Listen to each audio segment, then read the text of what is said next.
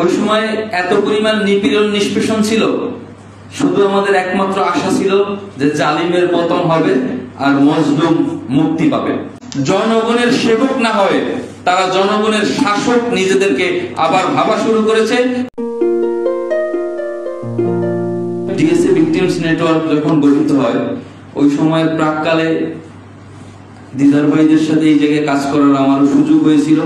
বাংলাদেশের একটা কঠিন সময়ে, যখন আসলে এই শেখ হাসিনা স্বৈরাচার দেশের জনগণের সকল বাক স্বাধীনতা সহ নানান মৌলিক অধিকার, মানব অধিকার সবকিছু হরণ করে চলেছিল, ওই সময়ে ডিএসএ ভিকটিমস নেটওয়ার্ক গঠিত হয় বাংলাদেশের জনগণের বাক স্বাধীনতাকে রক্ষা করার জন্য।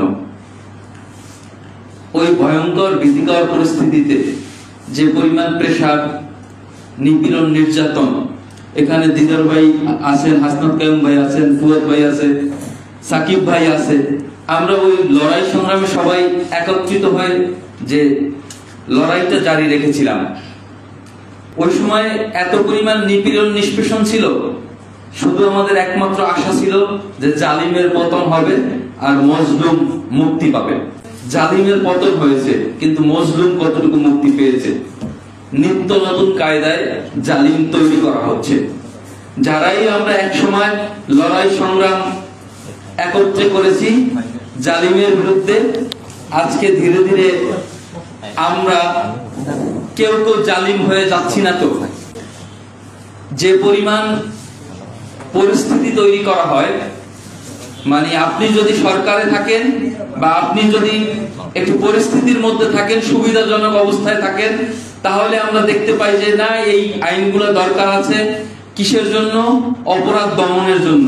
অপরাধ দমনের নামে এখনো এই দেশে বাংলাদেশের জনগণের উপর বাক স্বাধীনতাকে নানানভাবে হরণ করার চেষ্টা করছে একটি কুচক্রী মহল। আমরা বলতে চাই, এরা ওই স্বৈরাচারের আমলে, ফ্যাসিস্টের আমলে জনগণের উপর নিপীড়ন নির্যাতন করেছিল। 5ই আগস্টে ছাত্র জনতার গণ অভ্যুত্থানের মাধ্যমে শুরুর দিকে তারা একটু দ্বিধাগ্রস্ত ছিল, তারা আতঙ্কিত ছিল যে এই বাংলাদেশ ঘুরে দাঁড়াবে, কিন্তু সময়ের সাথে সাথে তারা দেখেছে তারাই শক্তিশালী।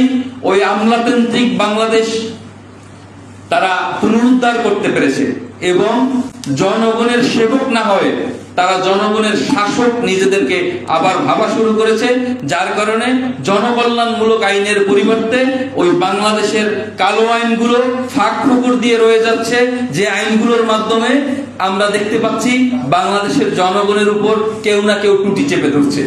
আমরা দেখতে পেয়েছি এই গণ অভ্যুত্থানের ফলে যারা আন্দোলন করেছে, লড়াই সংগ্রাম করেছে, তাদের উপরই হত্যা মামলা হয়েছে।